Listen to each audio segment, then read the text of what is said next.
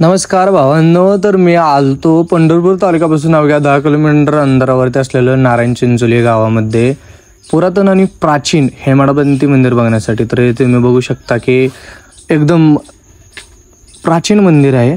तर भावांनो, याचे नक्षीकाम अप्रतिम सुरेख आहे. तर हे आहे महादेवाचं मंदिर.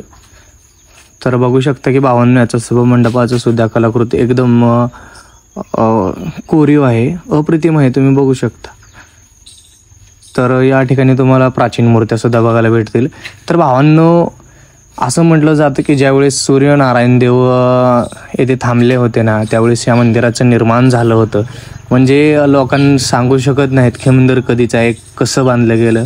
आणि बघू शकता तुम्ही किती सुंदर अप्रतिम कलाकृती आहे. तर तुम्ही जर येथे गेला ना, तर खूप भारी वाटतं भावांनो. एकदम मनाला शांती मिळणारं ठिकाण आहे.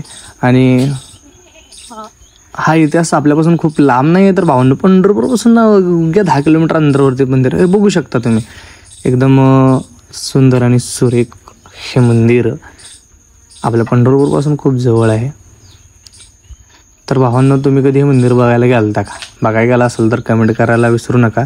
तर भावांनो, हे 5 पाण्याच्या नागाची मूर्ती आहे. हे सूर्यनारायण देव मंदिर आहे. तर तुम्ही बघू शकता की त्याच्या साईडला पौराणिक शिळा परत मूर्त्या आहेत. तर त्या मंदिराचा सभामंडप जो आहे तो अतिशय सुंदर आहे भावांनो.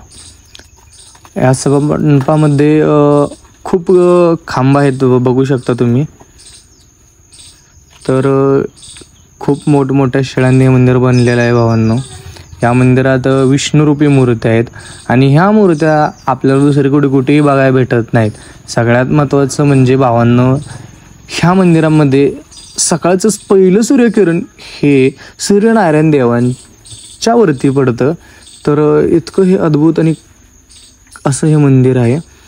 तर ह्या सूर्यनारायण देवाची मूर्ती अप्रतिम आहे भावांनो.